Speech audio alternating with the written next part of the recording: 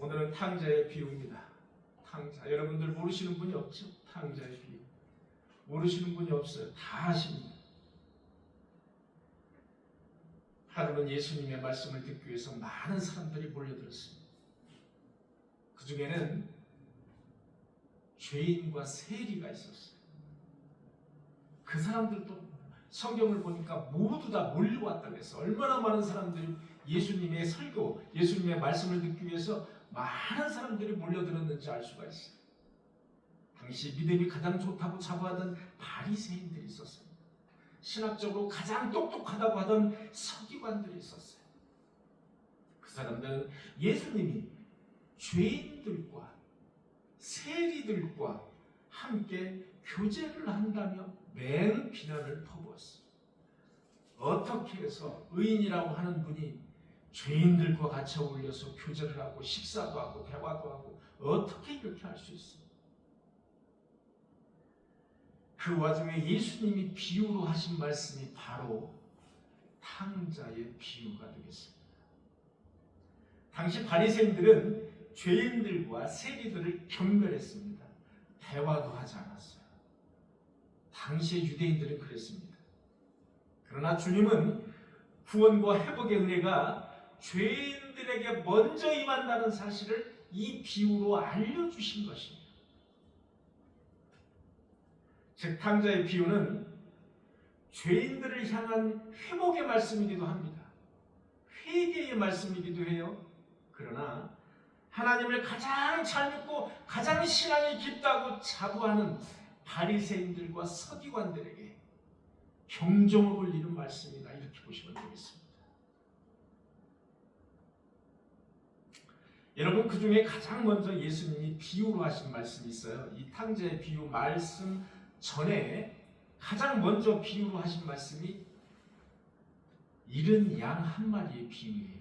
잃은 양 한 마리의 비유. 여러분들은 아실 겁니다. 여러분, 교회가 존재하는 가장 큰 이유는 바로 잃은 양 한 마리를 되찾기 위해서입니다. 그래서 교회가 존재하는 겁니다. 그럼 잃은 양은 어디로 돌아가요? 교회가 없으면. 잃은 양은 어디로 가냐고. 그래서 교회의 존재의 이유 중에 가장 중요한 이유는 바로 잃은 양 한 마리가 돌아오기 위해서 기다리는 거예요. 기다려주는 겁니다. 그게 바로 교회의 역할입니다. 어떤 목자가 100마리의 양을 키우고 있었어요. 잠을 자고 일어나니 그중 한 마리가 보이지 않았어요. 99마리는 잘 있는데 한 마리가 없는 거예요. 그래서 한 마리의 양을 찾기 위해서 이 목자는 급하게 나섭니다. 들짐승이 물어갔을까? 길을 잃었을까? 목자는 별별 생각을 다 합니다. 그리고 들판을 그 한 마리의 양을 찾아서 헤맵니다. 그러다가 목자가 마침내 길 잃은 양 한 마리를 찾게 돼요. 길을 잃고서 헤매는 거예요. 여러분, 양이 왜 길을 잘 잃는지 여러분들 아십니까? 양이 왜 양 무리로 다니는지 여러분들 아십니까? 이유가 있어요. 양은 눈이 안 좋습니다. 눈이 안 좋아서 그저 앞에 있는 그 양만 쫓아가는 거예요. 그래서 앞에 있는 양이 절벽으로 가면 절벽으로 같이 떨어져 죽는 거고, 앞에 있는 양이 잘 인도해서 가면 거기로 따라가는 거예요. 그래서 여러분, 우두머리 양을 항상 따라가는 거예요. 양들이 항상 무리져 갑니다. 눈이 안 좋아요.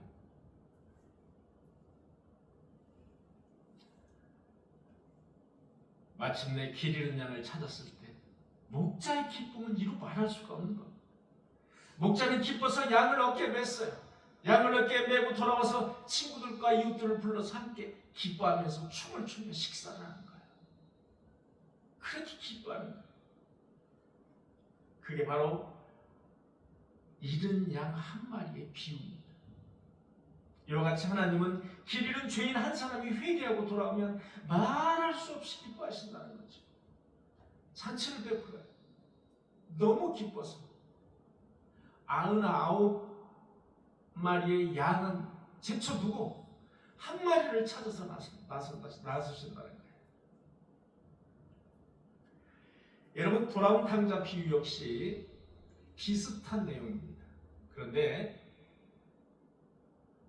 잃은 양 한 마리의 비유와 돌아온 탕자의 비유는 여러분 누가복음에만 나옵니다. 여러분 누가복음이 가장 누가가 쓴 누가복음이 가장 큰 테마가 뭐라 그랬죠? 누가. 제가 말씀을 드렸던 것 같은데 가장 큰 테마는 바로 회개입니다. 회개. 누가복음을 여러분들이 쭉 보시면 이 회개와 관련된 회복 또는 회개와 관련된 내용들이 다수를 이루고 있어요. 그래서 누가복음 전체는 회개와 관련입니다. 회개하고 돌아오는 거죠. 그거와 관련이 있는 겁니다. 역시 돌아온 탕자의 비유도 바로 방황하다가 회개하고 돌아오는 거예요. 뉘우치고 돌아오는 거예요. 그래서 누가복음에만 있습니다. 이 돌아온 탕자의 비유는 다른 사복음서에는 없습니다. 어느 날 둘째 아들이 있었어요. 그는 아버지에게 이렇게 말했어요. 아버지, 저도 이제 머리가 컸습니다. 저도 이제 머리가 컸으니 저에게 줄 재산을, 성경은 분깃이라고 나와 있어요. 재산을 미리 떼주세요. 저에게 줄 재산을 미리 떼주세요. 아버지 곁을 떠나서 제가 이제 자유를 만끽하고 싶습니다. 요즘 많이 듣던 이야기, 요즘 젊은이들이 그렇게 많이 하잖아요. 밖에 나가서 이제 자유를 만끽하고 이제 살고 싶습니다. 아버지, 이제 죄송한 얘기지만 아버지는 이제 저에게 더 이상 필요 없어요. 저도 그만큼 컸습니다. 이런 이야기를 하는 겁니다.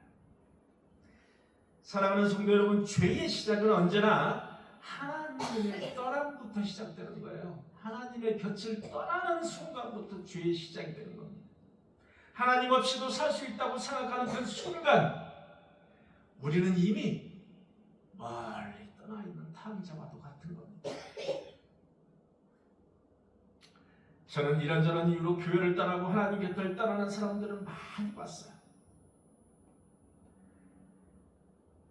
주일 예배에서 해방되어서 등산도 가고 낚시도 가고 여행도 가고 내 힘으로 내 마음대로 예배에 해방돼서 내 마음대로 살아보는 거예요. 많이 봤습니다. 이래서.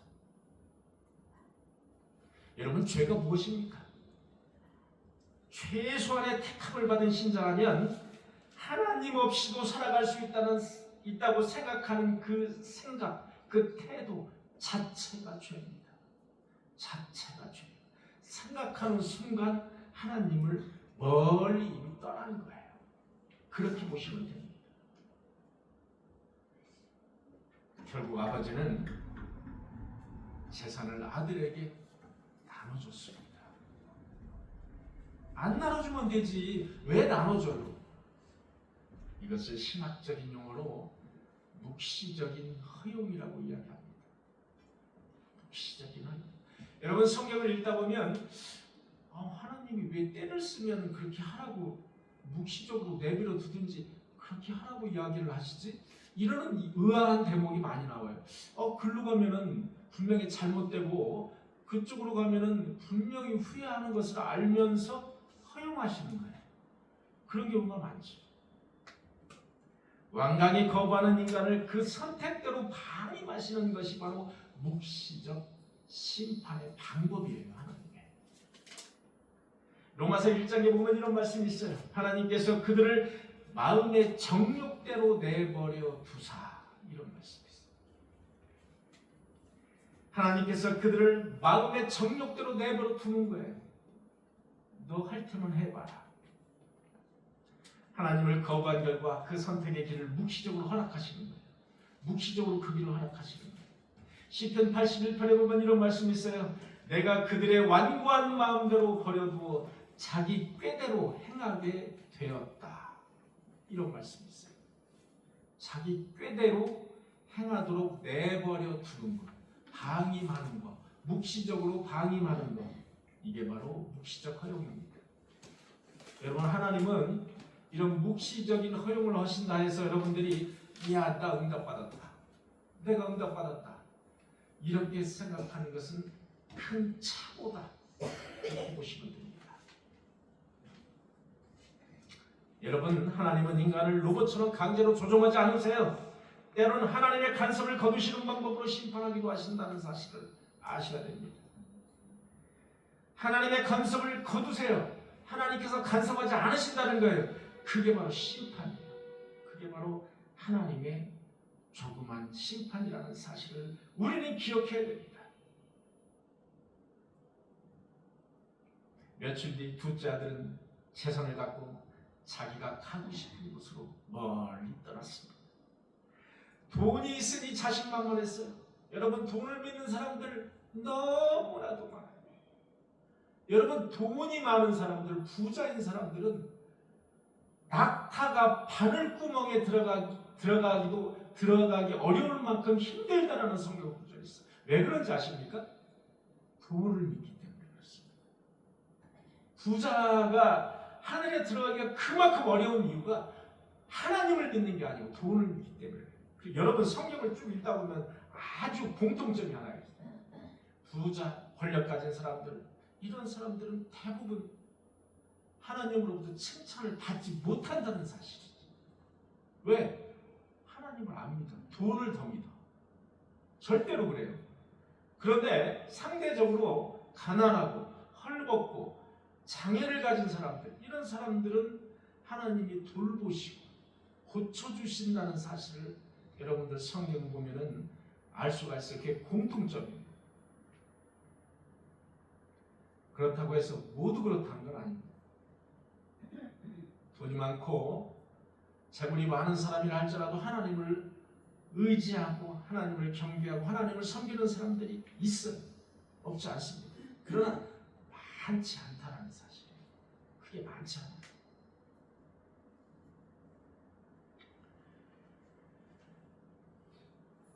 이 아들은 돈이 나의 힘이라고 생각해요. 돈이 나의 힘이야.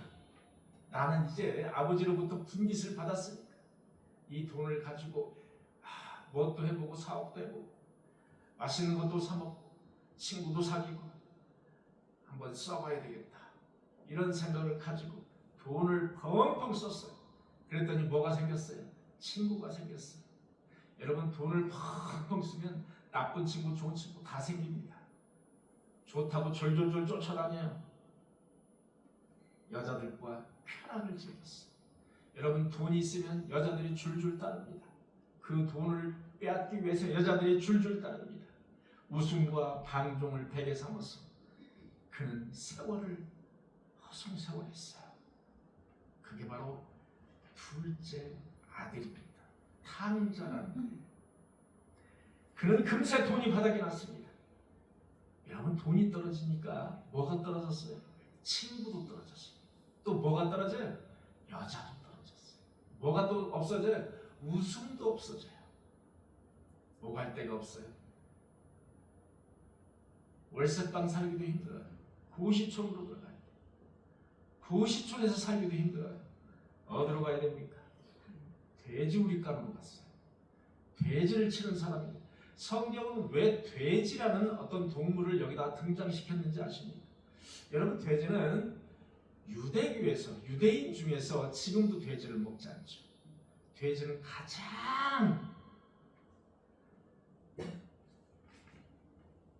비참한 생활을 이 아들이 했다라는 비유적으로 돼지를 등장시켰어요. 돼지. 사실 알고 보면 돼지는 좀 깨끗하다고 합니다. 더러운 거를 잘 소화를 시킨다고 해요. 대단한 동물이에요. 저는 어려서부터 저희 아버님이 정미소를 하셨어요. 그런데 정미소에서 나오는 쌀뼈가 있잖아요. 그러니까 쌀뼈를 이제 돼지에게 먹이면 좋잖아요. 그래서 돼지를 키웠어요. 저는 그래서 돼지가 나면은 그 옆에서 기다리고 있다가 돼지를 나면 돼지를 제가 받아서 얼른 헝겊으로 코 먼저 닦아야 돼요. 여러분 잘 모르시죠? 그런 것까지 여러분들 아시지는 않을 거예요. 제일 먼저 해야 되는 일은 코를 닦아줘야 돼요. 왜냐하면 코가 점액이 묻어있기 때문에 코를 닦아요. 그거 꽥꽥거리고 울어요. 코 먼저 닦고서 그 다음에 하는 일이 뭔지 아십니까? 손톱깎이를 가지고 이빨을 잘라줘야 돼요. 이빨 잘라주는 역할을 해야 돼요. 그 자리에서 잘라줘요. 왜냐면은 돼지는 나서부터 이 성체하고 똑같아요. 이빨도 다 달고 나와요. 그래서 이빨을 젖이 안 나오면 이게 이빨을 물어요. 이빨로 젖을. 그래서 상처가 나요. 어미젖이 상처가 나서 어미젖이 골마요. 그래서 다른 새끼들이 물지를 못해요. 그래서 제일 먼저 하는 일이 그렇게 이빨을 잘라주는 거예요. 벌려가지고. 여러분, 제가 어렸을 때 그 일을 했으니 제가 돼지 동물을 제가 되게 좋아하거든요. 되게 좋아하는데 돼지는 그렇게 좋아하지 않아요, 사실. 돼지가 생각보다 깨끗해요. 그렇게 더러운 걸 먹어도 아주 소화도 잘 시키고, 그리고 돼지를 잡게 되면 돼지 못 먹는 게 없어요. 다 먹어요. 돼지 털만 빼놓고 다 먹습니다. 그만큼 돼지는 우리에게 사실 되게 쓸모있는 동물인데, 유대교에서는 이렇게 돼지를 아주 가장 비참한 그런 동물로, 아주 그런 동물로 여겼어요. 그래서 여기에 등장하는 돼지의 비유는 역시 마찬가지로 이 아들이 얼마나 비참한 생활을 했는지 알 수 있어요. 먹을 게 없어서 돼지가 먹는 그 열매, 주염 열매라고, 그 열매를 먹고자 했던 거예요. 그런데 너무 배가 고프니까 그 열매, 돼지가 먹는 열매를 먹고 싶은데도 못 먹는 거예요. 왜? 부족하니까. 돼지 먹으라고 준 거니까. 못 먹는 거예요. 그 정도로 비참한 생활을 했다. 이렇게 성경은 말하고 있습니다. 여러분, 죄는 우리를 어디까지 끌고 내려가는가? 죄는 우리를 그 자리까지 데려갑니다. 그렇게 비참한 자리까지 죄는 우리를 데려간다는 사실을 아셔야 됩니다. 그런 인생이 피폐해져 갔습니다. 인생이 드라이해져 갔다. 메말라 갔어요. 피폐해져 간 거예요. 우리도 하나님을 떠나면 인생이 피폐해진다는 사실을 아셔야 됩니다. 하나님을 떠나는 순간 우리의 영혼은 메마른다는 사실을 아셔야 됩니다. 마치 물고기가 물을 떠나면 오래 버티지 못해요. 여러분, 물고기가 물을 떠난다고 해서 금방 죽지 않습니다. 5분, 10분, 15분, 20분, 어떤 물고기는 1시간을 지나도 안 죽습니다. 그렇다고 끝까지 안 죽습니까? 죽어요. 죽는데 오래 견디는 것뿐입니다. 물고기가 물을 떠나면 오래 살지 못한다는 거예요. 역시 우리도 하나님의 은혜 아래서 살다가 그 품을 떠나면 오래 살지 못한다는 사실을 아셔야 됩니다. 오래 견디지 못해요. 그게 바로 성도입니다. 그게 바로 하나님을 믿는 성도라는 사실이에요. 17절에 보니까 이런 말씀이 있어요. 이에 스스로 돌이켜. 여러분, 탕자는 스스로 돌이켰어요. 스스로 돌이켰어요. 여러분, 스스로 돌이킬 줄 알아야 됩니다. 하나님을 떠나서 살다가 스스로 돌이킬 줄 알아야 된다. 최소한 유기된 자가 아니라면, 지옥 갈 자가 아니라면, 유기된 자가 아니라면 적당할 때 돌이킬 줄 알아야 돼요. 적당할 때 돌이킬 줄 알아야 됩니다. 그게 바로 택함받은 성도라는 사실이에요. 이것 또한 하나님이 주시는 귀한 은혜라는 사실이에요. 왜? 스스로 돌이켰습니까? 스스로 돌이킬 줄 아는 그런 사람, 그게 바로 하나님의 은혜라는 사실이죠. 아들은 어느 추운 겨울밤 돼지와 함께 돼지우리 안에서 잠을 자다가 정신이 번쩍 들었어요. 아니, 내가 지금 뭐 하는 거지? 아니, 내가 지금 뭐 하는 거야? 내가 왜 이렇게 사는 거지? 우리 아버지 집에는 일꾼도 많아. 그 일꾼들은 배불리 먹어요. 나는 이거 뭐야? 여기서 죽을 바에는 아버지께로 돌아가야겠어. 결단입니다. 결단이 필요한 거예요. 하나님을 믿는 사람은 어느 순간에 결단할 줄 알아야 됩니다. 하나님을 향한 결단할 줄 아는 사람이 돼야 돼요. 여러분, 회개는 결단은 환경이 바뀌는 게 아니라 생각이 바뀌는 겁니다. 생각이 바뀌는 거예요. 내가 잘못 살았구나. 내가 아버지를 떠나보니 이렇게 사는구나. 그래서 결단할 줄 알아야 돼요. 아버지가 준 돈을 모두 까먹었기 때문에 아버지에게 돌아갈 면목이 없어요. 사실은 이 아들은 면목이 없는 아들이에요. 그래서 그는 이렇게 결단을 했어요. 내가 돌아가긴 돌아가는데 내가 면목이 없어. 그러니까 내가 아들의 자격을 포기해야겠다. 이런 결단을 했습니다. 내가 아들의 자격을 포기해야겠다. 얼마나 위대한 결단입니까? 여러분, 대단한 결단이에요. 여러분, 대단한 결단입니다. 그게 아버지에게 먹히든 안 먹히든 대단한 결정이에요. 아버지에게, 아버지 내가 종이라도 좋으니 나를 좀 써주세요. 이렇게 말해야지. 여러분, 아들의 자격을 포기한다는 그 결단, 그것이 바로 이에 스스로 돌이켜라는 대목을 설명해주고 있는 거예요. 이에 스스로 돌이켜. 사랑하는 성도 여러분, 이에 스스로 돌이켜 결단할 줄 아는 저와 여러분들이 되시기를 간절히 축원합니다. 그중 아들을 멀리 따라보낸 아버지는 어떻게 하고 있나? 아들이 그 돈을 탕진할 것이라는 사실을 이미 알고 있었어요. 아들이 성공해서 큰 집을 사고 성공해서 많은 돈을 벌어서 나에게 오리라고는 꿈에도 생각하지 않았습니다. 끝내 아들이 버티지 못하고 집으로 돌아올 것이라는 사실을 이미 아버지는 알고 있었다는 거예요. 밤낮으로 아들이 혹여나 아들이 올까 대문을 활짝 열고 닫지 못하고 그렇게 밤마다 기다리는 거예요. 초조하게. 아들은 돈을 모두 탕진했기 때문에 아버지에게 돌아갈 면목이 없지만 아버지는 돈 같은 게 중요하지 않습니다. 아버지에게는 돈이 전혀 중요하지 않아요. 근데 아들에게는 돈이 중요하네. 아들에게는. 아버지에게 받은 분깃을 다 까먹었기 때문에 할 말이 없는 거예요. 사랑하는 성도 여러분, 하나님에게는 물질이 필요 없다는 사실을 아셔야 됩니다. 우리에게는 여전히 돈이 필요하잖아요. 물질이 필요하잖아요. 하나님에게는 중요치 않아요. 하나님에게는 무엇이 더 중요해요? 아들이 돌아오는 게 더 중요합니다. 그게 다예요. 하나님에게 돌아가는 게 중요한 거예요. 그게 바로 아버지의 마음입니다. 그게 바로 하나님의 마음입니다. 뉘우치고 돌아오기만을 기다리는 아버지의 마음, 그것이 바로 하나님의 마음임을 믿습니다. 여러분 15장 20절에 보니까 이런 말씀이 있어요. 아직도 거리가 먼데, 아직도 거리가 멀어요. 아들이 어스럼풋하게 아들이 돌아오고 있는 것 같아요. 아직도 거리가 멀어요. 눈으로 보기에는.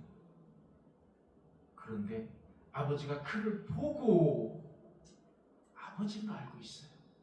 아버지는 아직도 거리가 먼데 아버지는 이미 알고 있어요. 그가 아들이라는 사실을 알고 있다는 거예요.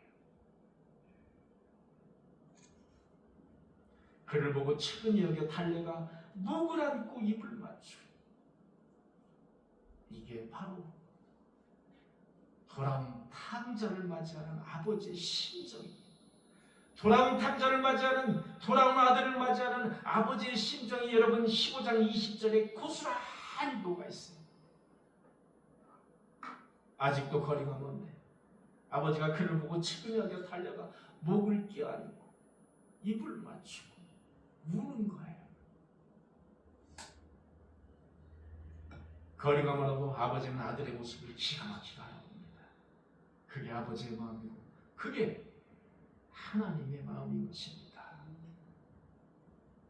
아버지, 내가 하늘과 아버지에게 죄를 지었습니다.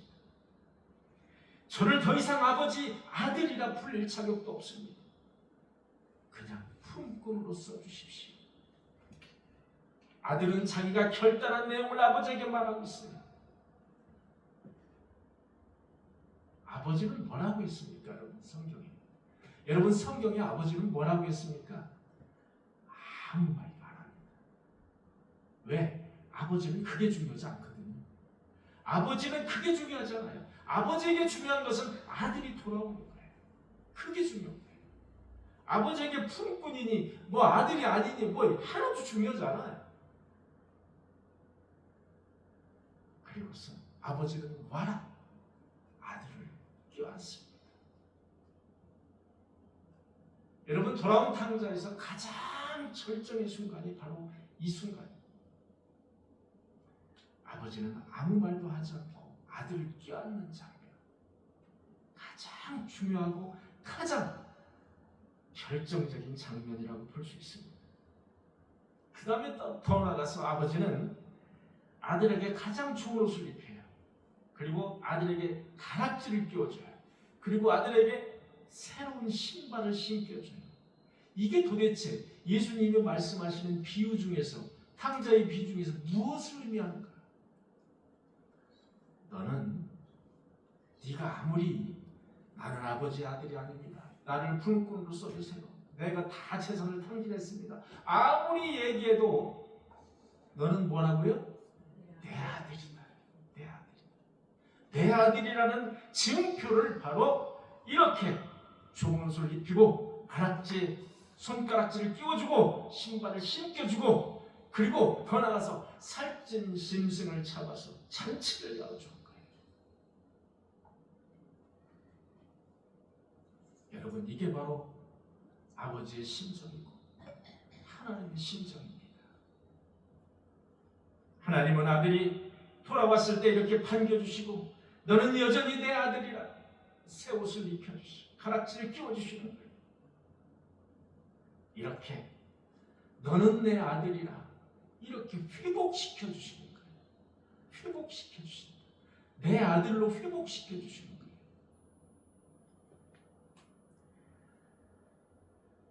여러분 탕자는 하나님을 떠난 우리의 모습을 비유적으로 하나님께서 예수 그리스도께서 하시는 말씀입니다. 돌아온 탕자의 비유는 하나님의 마음을 가장 선명하게 보여주는 그런 비유의 말씀이에요. 하나님을 떠나고 싶은 마음을 가진 성도들. 제가 목회를 지금 그 동편마을에서부터 지금 이렇게 하면은 한 7년 이상 한 것 같습니다. 7년 이상 한 것 같은데 많은 사람들이 왔다가 갔어요. 많은 사람들이. 그 중에는 신천지 이단도 있었고요. 여호와 증인도 있었고 그 중에는 뭐 목사도 있었고 선교사도 있었고 많은 성도가 있었어요.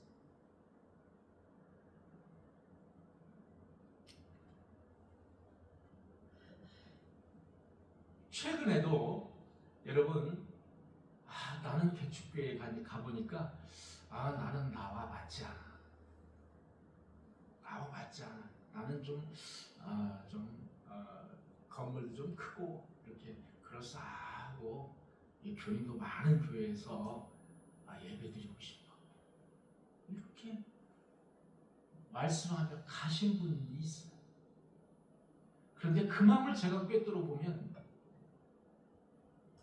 교인이 많은 교회 가서 부딪히지 않고 교인들과 부딪히지 않고 그냥 슬그머니 가서 예배드리고 슬그머니 가서 오고 싶어. 나는 간섭받고 싶지 않아. 나는 목사나 어떤 교인들로부터 눈에 띄고 싶지 않아. 이렇게 의역을 해서 나의 귀에 들리는 거예요. 이렇게 의역을 해서. 여러분 큰 교회 가고 싶다는 사람들 많잖아요. 그리고 큰 교회 다니시는 분들 많잖아요.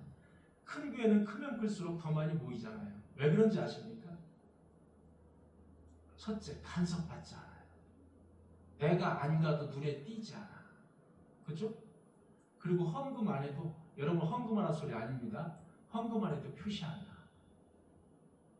내가 뭐 있는지 없는지 몰라요. 내가 편할 때 가. 그리고 불편하면 내가 안 가. 그래도 아무 얘기 없어. 간섭 안 해. 이래서 큰 교회 다니시는 분들이 많다는 사실 여러분들 아십니까? 다시 한번 우리 신성종 목사님의 그 간증을 여러분들에게 소개하겠습니다. 신성종 목사님이 천국을 갔어요. 참고로 신성종 목사님은 합동 측의 총회장을 역임하신 분이고 청와대에 수십 번을 들어가서 설교를 그렇게 주도하신 그런 분이세요. 그런 보수적인 단체, 보수적인 그 교단의 그 총회장님 출신이세요. 그런데 어느 날 일주일간 환상을 보시게 됐어요. 천국에 갔어요. 천사에 이끌렸어요. 갔는데 천국의 계단이 7계단으로 되어 있더라. 12계단으로 되어 있더라. 시간이 좀 전이니까 저도 잊어버리네. 12계단으로 되어 있더라. 그런데 첫째 계단은 무엇이 있더라? 첫째 계단은 순교자들이 있더라. 첫째 계단에는 하나님과 가장 가까운 그런 계단이 되겠죠. 순교자들, 하나님을 위해서 목숨을 바친 자들, 그런 자들이 첫째 계단에 있더라. 두 번째 계단은 누가 있어요? 전도를 많이 한 사람들이 두 번째 계단에 있더라.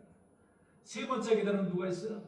세 번째 계단은 개척교회에서 고생하며 힘쓴 성도들, 개척교회에서 고생을 한 목사들이 세 번째 계단에 있더라. 여러분, 큰 교회에서 왔다 갔다 하면서 없어요. 12계단 중에서 없어요.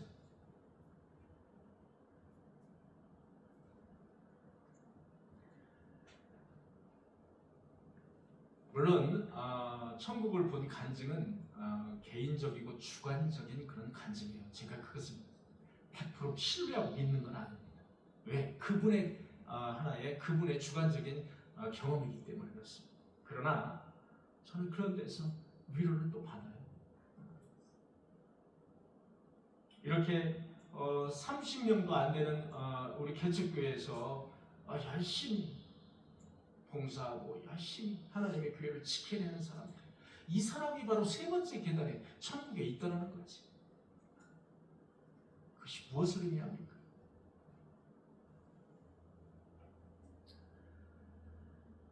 하나님을 따르고 싶은 마음을 가진 성도들, 그리고 이 영상을 통해서 들으시는 하나님을 떠나서 방황하는 성도들이 있어요. 이 영상을 통해서, 이 영상이 유튜브로 이제 재생이 되는 것 같아요. 하나님을 떠나서 방황하는 성도들이 있어요. 이 말씀을 잘 들으시기 바랍니다. 아버지는 지금도 대문을 열고 기다리고 계십니다. 하나님은 지금도 대문을 열고 기다리고 계십니다. 여러분, 용기를 내십시오. 사랑하는 여러분, 결단을 하십시오. 다시 들어와 너는 내 아들이라 인정받고 구원 얻으십시오. 그렇게 하시는 저와 여러분들이 되시기를 간절히 축원합니다. 기도하시겠습니다. 주님, 감사합니다. 탕자의 비유를 통해서 많은 것을 우리가 깨달았습니다. 하나님을 떠나지 않게 하시고, 혹여나 그런 생각을 갖지 않도록 주님께서 역사하여 주시고 은혜 베풀어 주시옵소서. 예수 그리스도의 이름으로 기도하옵나이다. 아멘.